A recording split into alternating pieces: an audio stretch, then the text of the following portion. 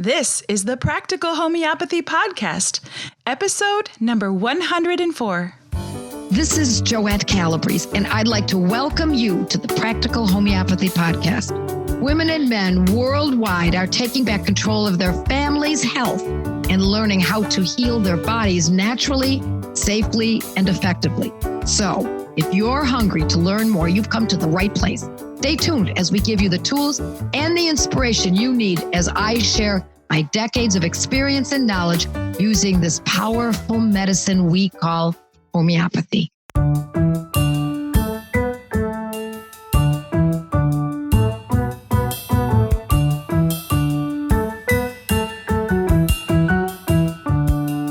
Hi, this is Kate, and I want to welcome you back to the Practical Homeopathy Podcast. I'm here today with Joette, and we have some very interesting things to talk about. Hi, Joette. Hi, Kate. It's always fun.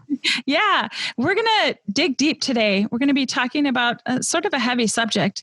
And so I have a question for you. When I go online and try to look up remedies for certain conditions, I can find an abundance of information on acute conditions, but it is super hard to find information on how to treat chronic conditions. So tell us what your perspective is on that, Joette. Well, that was exactly my frustration when I was a young mother dealing with my children. I was happy to find how to treat a fever and otitis media and conjunctivitis and strep throat and an injury. But boy, when it came to food intolerances or allergies or my mother's chronic arthritis or my mother's insomnia, et cetera, my father's heart condition, it drove me crazy, which is why, of course, I decided to start studying classical homeopathy. And so that's where there's a division, because what you'll find online and in homeopathy books, we're talking about books that are directed to the general public, is they'll teach only those acute conditions, because the goal of the classical homeopaths and the classical homeopathy schools is to encourage moms and grandmothers that the only way they can learn how to treat a chronic condition is if they become classical homeopaths. And that is a very expensive and time-consuming endeavor.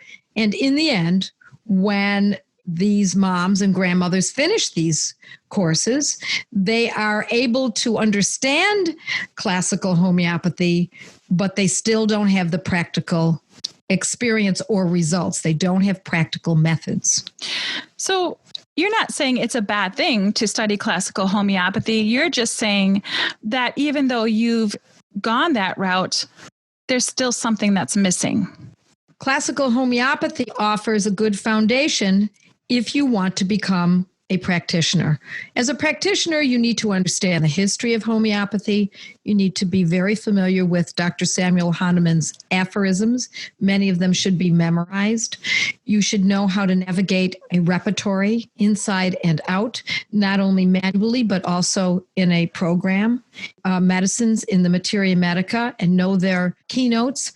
That gives a very good foundation for someone who's going to hang out a shingle. Except that's all it gives is a foundation.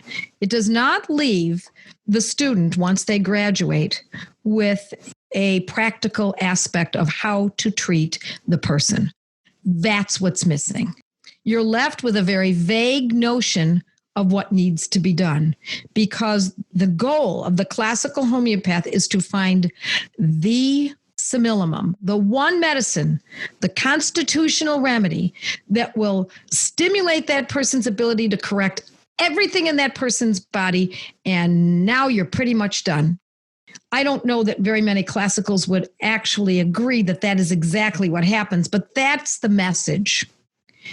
Instead, what I do is I teach practical homeopathy so that the family has everyday practical ability to be able to take care of someone in their family who has food intolerances or eczema, yes, chronic conditions, or lax ligaments, or chronic anxiety, or chronic insomnia, or arthritis, etc.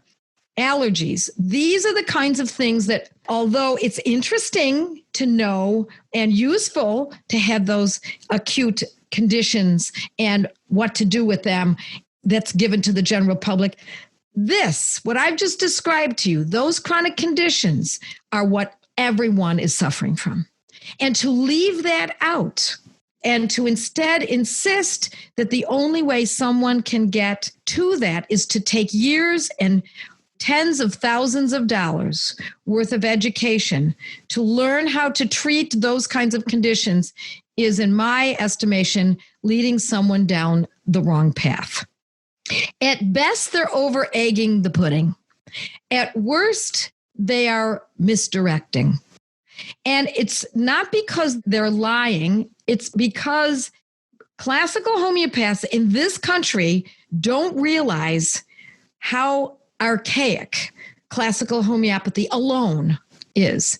Useful in addition to practical, but on its own, it is fundamentally problematic. What I teach instead is if you've got eczema, this is the medicine you use. It's the potency and the frequency. And in approximately 80% of those folks who have eczema, it will likely make the correction within a certain amount of time with some massaging as well, which is what we call case management. We'll talk about that a little bit further. But the problem with classical is, for one thing, it's keeping homeopathy down. You can't get enough practitioners using classical homeopathy because who's willing not only to go through all those years, $20,000 a year and all that time in study, and then when you get finished, you really still don't have practical measures on how to handle a case. You're still left in the lurch as to what is the remedy for this condition, what's the potency and what's the frequency. But also you're left with a paradigm in which you must take a case that takes 2 hours. How can any practitioner make a living if they're seeing a patient or a client only every 2 hours? And then when they finish, they have more work to do in order to repertorize. That's usually another hour. So 3 hours per client, per patient. Even if nothing else, that puts the practitioner at an extreme disadvantage. That's one disadvantage of it. The other disadvantage, which is the most noteworthy as far as I'm concerned, is I can't teach classical homeopathy to moms. They don't have the time. I could do it. I mean, I have done it, but I can't teach enough of them so that they can utilize this in their homes. We can skip over a lot of the fundamentals and get directly to let's get rid of this eczema. And if you're so interested that you want to become a homeopath at some point later in your life, okay, now I get it. Now you want those fundamentals. Now you want some of that foundation. But if you are planning on building a house, you need the walls and the ceiling and the roof and the electrical and the plumbing and the plaster, etc. You cannot go into this with just the fundamentals. You have to have practical measures and practical application for all of these. So not only does this affect moms because they can't treat their families for chronic conditions unless they go to all those years of schooling, but it also keeps homeopathy away from the doctors.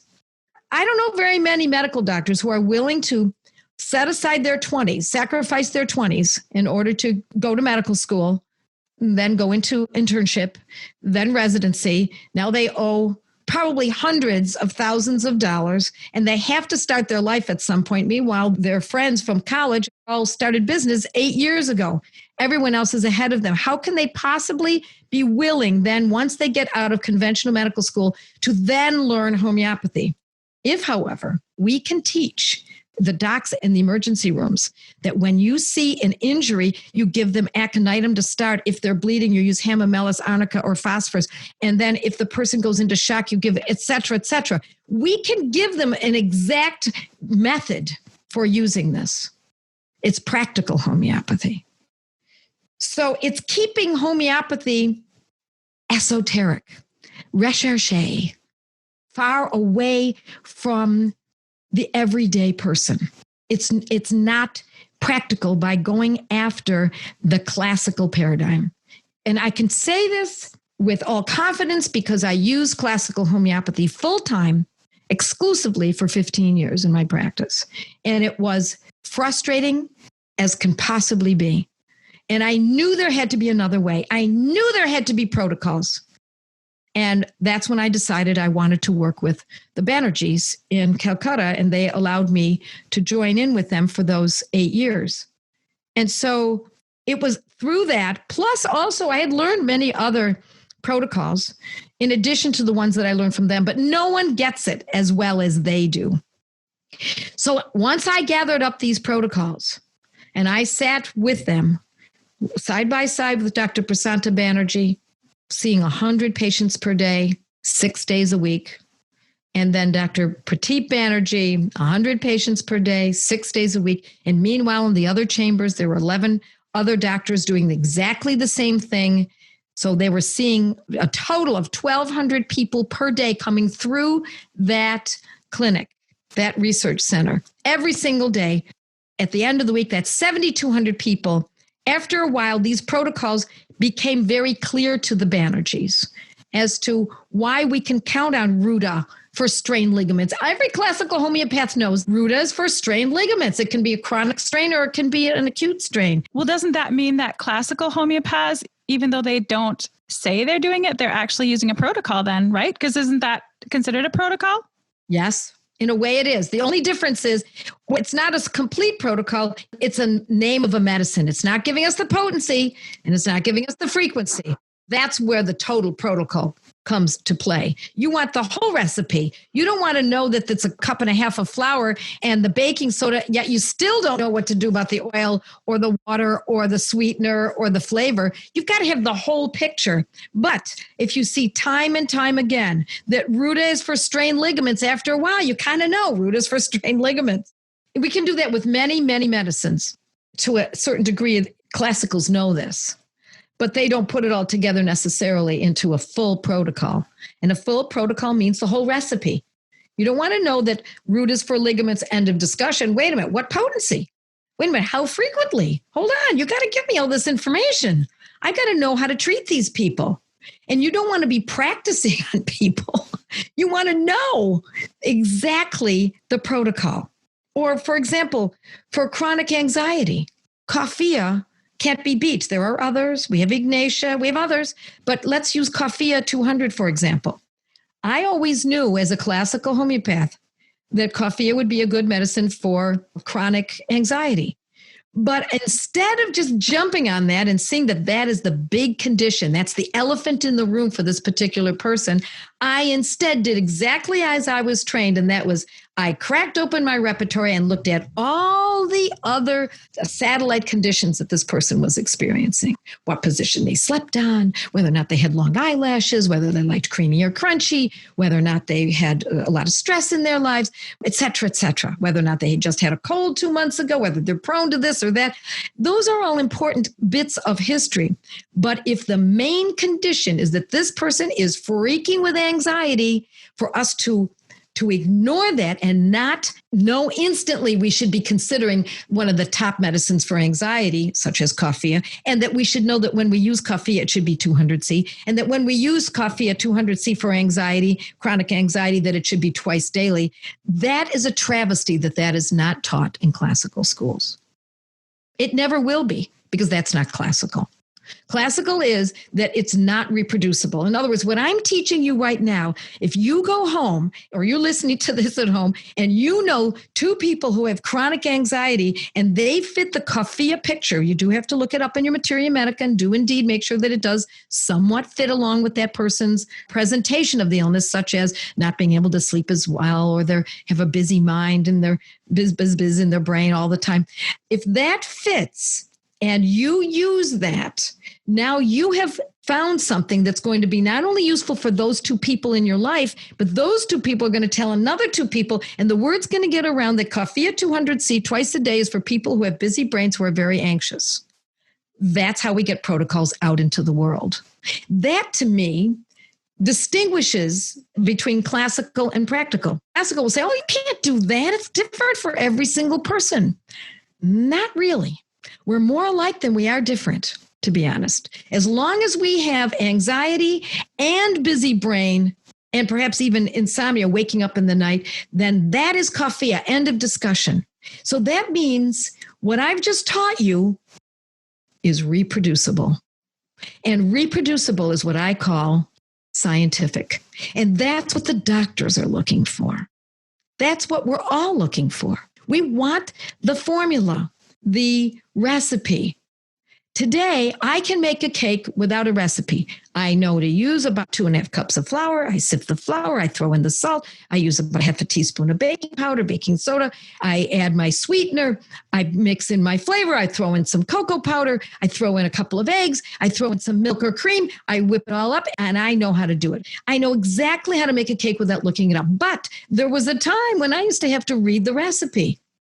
And that's how it should be for anyone who's new to homeopathy. But after a while, it's the same thing. It's called anatomy of making a cake.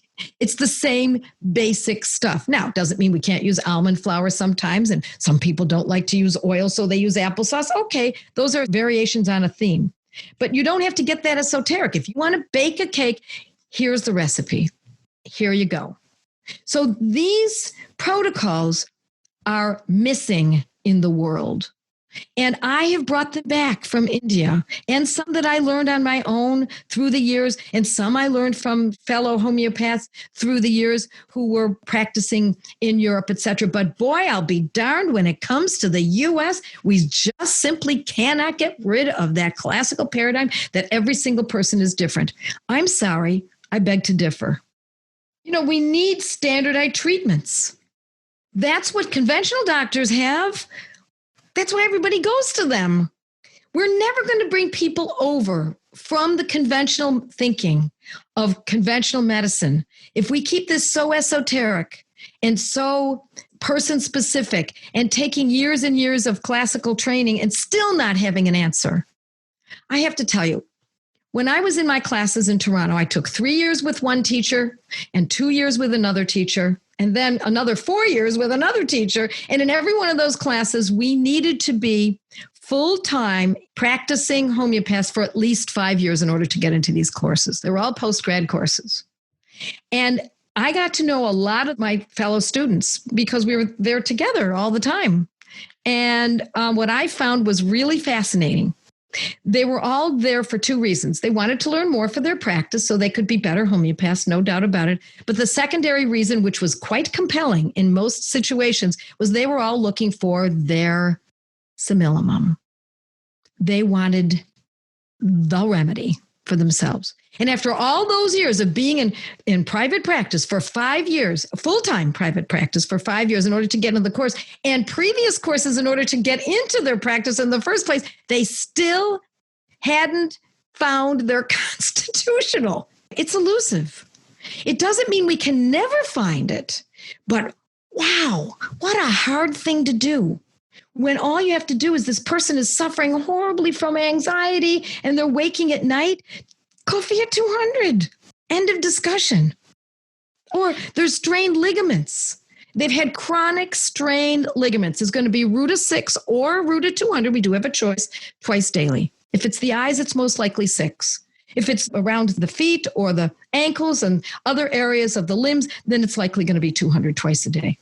Joette, take a step back for just a minute and explain to us what Simillimum means. What does that mean when you're looking for your Simillimum or the constitutional remedy? Well, the Simillimum is the one medicine that covers the grandest aspect of the person's personality and condition. So we're looking for the psychology and the generals such as the I ams, I am tired, I am weak, etc. Plus the particulars such as I have anxiety, I'm anxious. Of course, that would be that's part of the mentals. Plus, let's say it's someone who has anxiety and strained ligaments. My ligaments ache, they're painful.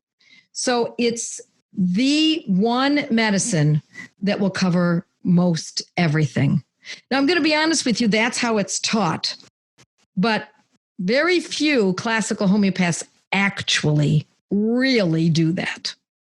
They often, because I found it out myself, I would take a case and I would look at trying to find the one medicine, the constitutional, which represents the whole person, their personality, including even their inheritance to a certain degree, what may have happened to them in their history, et cetera. Now, all of that is important when we're taking a case. I don't want to minimize this, but to find one medicine that's going to cover all of this is like finding a needle in a haystack, as far as I'm concerned.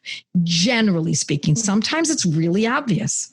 And then, of course, you're going to go with it. That makes sense. But to be honest, what we're really looking for is what is the condition in the way that I work this out in practical homeopathy, using the Banerjee protocols and other protocols, is we're looking for what is the condition, the main condition that is causing you the most suffering in your life. Okay, what's the second one? Okay, what's the third one? And then we may use one medicine to cover number 1, number 2, and number 3. But by the time we get to number 4, we're going to need another medicine, most likely, and maybe another after that. So then we're stacking up the medicines and putting them into a schedule, whereas in classical, you're using one medicine. And generally speaking, with one medicine in classical, you're giving it one dose in the morning. Sometimes you'll give a split dose so that it's also administered in the evening and then again in the morning. So it's a split dose over 24 hours, and then you wait. Nothing is given for 6 weeks. Parenthetically, let me also explain where classical homeopaths are so worried about people being exposed to mint or coffee and those potential antidoting substances. Whereas I don't worry about that, because let me just go back to why they worry. But they worry about it because you're only going to take that medicine 3 times, for example, perhaps only once. And then you have to wait 6 whole weeks. And if something comes in to antidote it, you can mess up the whole case. Now you got to wait. Let's say you did it a week after the first round of the medicine. Now you got to wait 5 more weeks to meet with the homeopath again and start all over again. Whoa. Holy cow, is that pokey? I like velocity. I want speed. I want someone to move along so quickly that they never imagined that their illness would move that quickly. So with the practical method, more often than not always, it depends on the protocol, it depends on the condition and the corresponding protocol, we use the medicine twice daily. Sometimes it's once a day, sometimes it's once every 3 days, but it's certainly a lot more close together in frequency than every 6 weeks. So that if someone happens to get into an awful lot of mint, and I don't worry about it, to be honest, but if they get into an awful lot of mint, no problem. They're going to take the medicine again that night. It's not going to undo all the good that may have been accrued from taking the homeopathic medicines by inhaling a little bit of mint. It's going to instead potentially only stop the action at that moment. No worries. Take the remedy again that night, and lo and behold, we're up and running again. So that's actually another reason why I abandoned classical, is because I would get people who would say, oh my gosh, I had mint. What am I going to do now? And I would try to decide, should we start over again? Should we just let it go and see how it goes? Maybe it wasn't antidoted. Should I shake my finger at them and tell them, don't do that anymore. Don't be around any mint. That's not a way to run a practice. What happens is, after you've been doing this 10 hours a day, as I was for those 15 years, 5-6 days a week. And you finally get to the point where you're saying, this is ridiculous. It is too slow. And my results were not good enough. And it's not as though I didn't pay attention or I wasn't studied, because I was constantly, as I told you, I was in school, in Toronto, in New York, in New Jersey, and traveling to Illinois and Florida, et cetera, wherever I could find a teacher that I could learn more from. I was happy to do that, but boy, was it frustrating. And I was not alone. I heard the same kinds of complaints from my colleagues. So the fact that classical is still being pushed to this point as the only paradigm is maddening to me, because it's leaving out the most important aspect of homeopathy in 2020, and that is the family. If we don't help moms and grandmothers learn how to treat their families, homeopathy is going to die. It's that simple. It's already dying. The only thing that is reviving it, and excuse me, this is not about, I don't mean to brag, but it's only because I've gotten this out there to moms that homeopathy is reviving again in the United States. I know that. I see the numbers. I saw how they were. I see how they are. And I see the groups of people who are studying with us, who are in the study groups, who are taking the courses, and I talk to these people regularly, this is what's going to revive homeopathy. And to ignore that and to stay with a ceiling fan when you should have had household air conditioning some 30 years ago is frustrating for me to observe. I think it's important for people to know that that is your audience. This is who you're trying to help, is moms and families. You're not necessarily trying to influence people who are wanting to be a homeopath. You want to get this out there to the everyday person so they can help their families. And I think that's a really important point to note. So I'm a mom and I want to help my child who has chronic painful ligaments. What if I use this Ruta and it's the wrong medicine? Should I be worried? Should I be afraid that I'm going to do it wrong? Because I know I hear this quite a bit from moms in study groups that they're concerned about using homeopathy in general, and even more so when they're treating chronics. Is it a concern? I don't think it's any different with a chronic versus an acute. But I do agree that we have to be careful because this is medicine. Whether you're treating otitis media that just started this morning, or you're treating a strep throat that just started last night in your other child, or you're treating a strained ligament that is a chronic condition, or you're treating chronic anxiety. You have to be smart about it, which is why you should be taking courses. You should be studying my blog that's for free, my podcast, etc. That's where folks are going to get that information.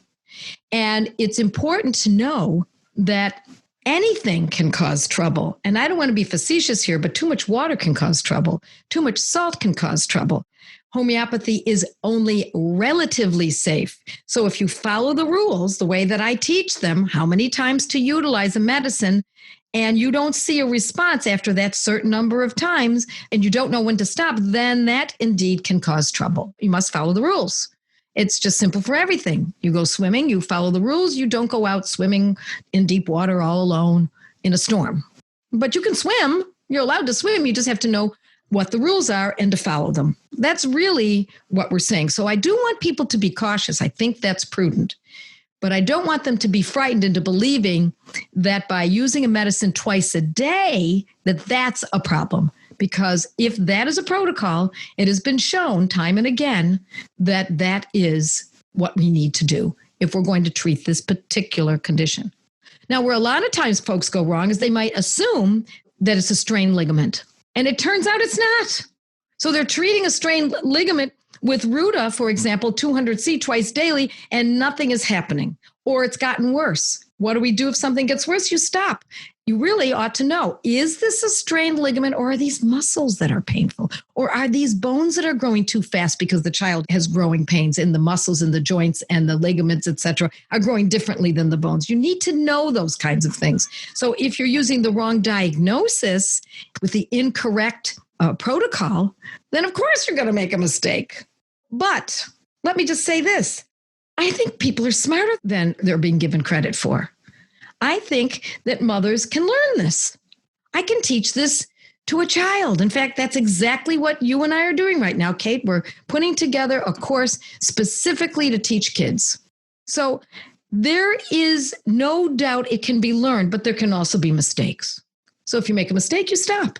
If it's bad enough and you feel like, oh boy, I really do think this was wrong, then you use Camphor 200. I teach that right on my blog for free. And it's in all of my courses. So what we're really talking about is honing our skills on case management. After we know the protocol, now we need to really learn how to tell if this medicine is working and when to stop, etc. Well, when it comes to acutes, it's pretty easy to know when to stop. The ear infection is no longer painful. There's no more drainage. The child doesn't have a fever. The child is back to their activities, and it's clear that it's over. When it's chronic, most people don't know how long it takes for a homeopathic protocol to act. So they need to learn that about that particular protocol. I mean, how long does it take to get rid of psoriasis? It takes a long time to get rid of psoriasis. You should see a change over many months, but you're not going to see complete resolution like you did with the ear infection because it's a longer-term condition. So it's really about learning to think like a practitioner. And that's what I teach in my courses. I don't teach that on the blog. I don't teach that in the podcasts. I teach that in my courses. And that means that you learn case management. So case management means after the 6 to 8 weeks is over with, after having used this medicine, what has improved and to what degree? And that can only be determined if in the beginning of taking the case, the person has jotted down the values of the sufferings. So these ligaments, the pain is a whopping 8. And it happens most every day. And the anxiety is a 6. And it's most days. And I also have sleeplessness, reports this person. Now, 6 to 8 weeks later, after you've given the medicines that are specific for those conditions, just as I mentioned, now you want to look at it. And if the person says, I see no change, you say, tell me what has changed and what has not. Nothing has changed. Okay, describe to me what has happened. I still have anxiety. Okay, give me a number. Well, it's about a 2. But the person doesn't remember that they had reported 6 weeks earlier that it was a 6. That was up to you to know that, to have recorded that.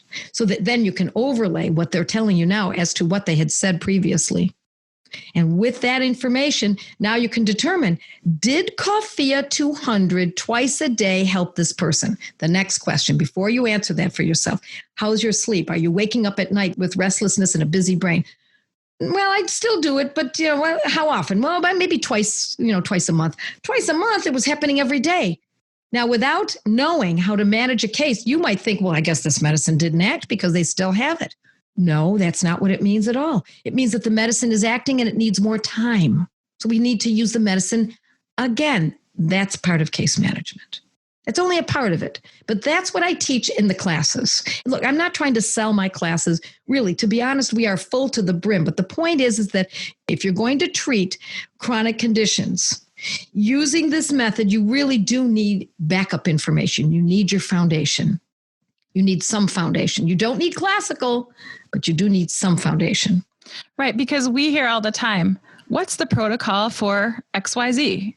Right. And you could tell them the protocol, what happens after using that protocol for a while. Let me put it to you this way. It's shallow. Here's the condition. Here's the name of the medicine and protocol. It's too shallow when it comes to a chronic condition. We have to go a little deeper than that. We have to know to what degree is this person suffering. And you also want to look at what are the drugs the person's taking. The drugs themselves might be causing this. And to be honest, it's pretty darn hard for homeopathy to uproot the side effects of drugs that are being taken daily.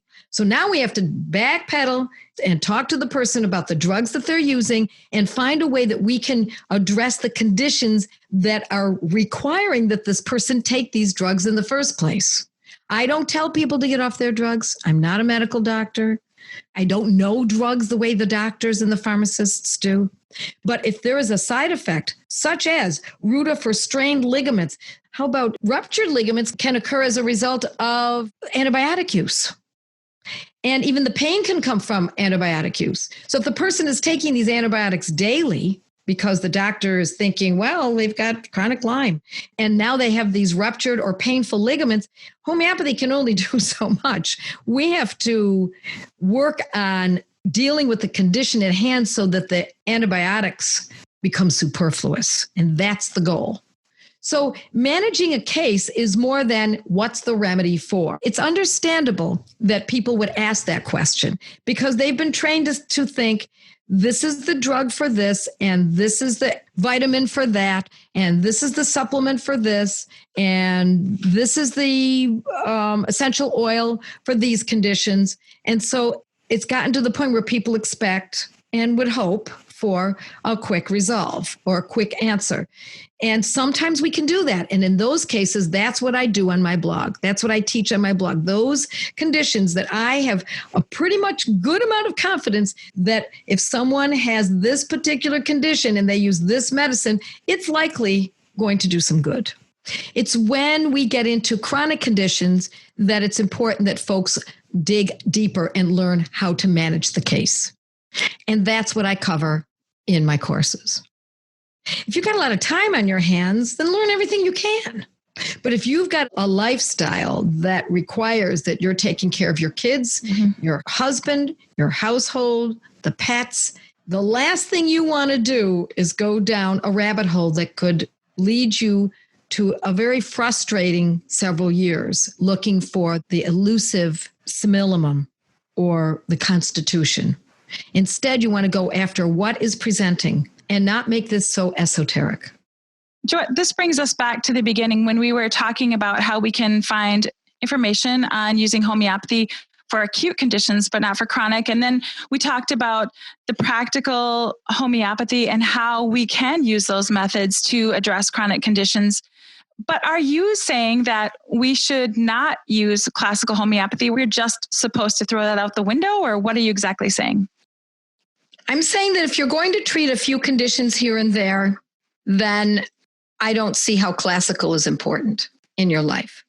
So you have to decide this. But on the other hand, if you're planning on working with many people, many animals, and you really have the time and the curiosity to go further and perhaps someday even become a practitioner yourself, then I believe that classical has a place. It's a good foundation.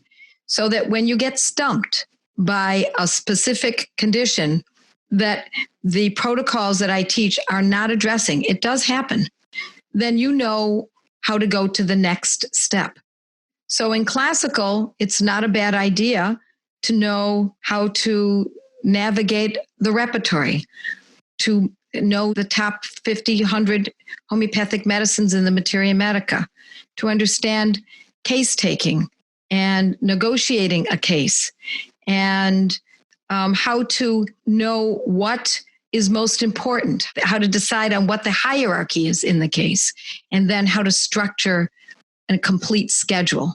So I believe that there are aspects of classical that need to be understood in order to delve deeply into homeopathy. So in fact, Joette, you're planning something right now that's pretty exciting. And I don't know if you want to talk about it at this moment, but I think it would be a great time to share with the listeners what you're talking about doing. But it does encompass classical homeopathy, does it not? Yes, it does. I believe that classical homeopathy is something that can be very useful for folks who want to have the basic understanding. And then we build on that and add practical homeopathy. So it's going to be an integrative aspect of using classical with practical for those folks who are interested in getting the full symphony involved in their lives. Instead of being left with just the woodwinds, now we have the entire string section, the woodwinds, the percussionists, we have everything involved in it. And this will also afford those who are interested in certification. So we're calling it the Academy of Practical Homeopathy. And I don't know when it will be out, when we'll be launching it, but it's coming soon and I'm very excited about it. So many projects going on right now. It's really an exciting time. Yes, it is. So, Joette, let's wrap this up with talking about what your mission is. It's simple. My mission is to get this to families. It's really that simple. Families need this information. They need to know how to treat acutes and chronics. And it's up to the mom or the grandmother, generally speaking, to delve as deeply as they are interested in delving. And then they decide, you want to use only my protocols that I teach on the blog every week for the last 11 years? Free, beautiful. You want to learn from the podcasts too? Free, beautiful. You want to join one of our study groups? It's a little bit of an investment, well under $100. That's a great way to meet others and continue your learning journey. And if you want to go even further than that, then I have all of these online classes. I believe we now have 10. And that will flesh out according to your needs and your desires. So join me in this mission and get this going throughout the world. We can link arm in arm across the earth and share this with your friends, your neighbors, your relatives, and let's see this movement move forward in a rapid pace. As I hope you know by now, on my blog, podcasts, and Facebook Live, I offer as many protocols for simple conditions as I can for free, without affiliates or advertising. But let me be clear, when it comes to more complex conditions, it's key that you learn how to use these medicines properly. I want you to be well trained. So I save discussions of the more involved methods for my courses, in which I walk students through each method with step-by-step training. I hope listening to this podcast has inspired you to follow in their footsteps. With the proper training, you too can nurture and protect the health of your family and loved ones. with Practical Homeopathy. You just listened to a podcast from practicalhomeopathy.com, where nationally certified homeopath, public speaker, and author Joette Calabrese shares her passion for helping families stay strong through homeopathy. Joette's podcasts are available on Apple Podcasts, iTunes, Google Play, Blueberry, Pandora, Stitcher, TuneIn, Spotify, and iHeartRadio. Thank you for listening to this podcast with Joette Calabrese. To learn more and find out if homeopathy is a good fit for your health strategy, visit practicalhomeopathy.com.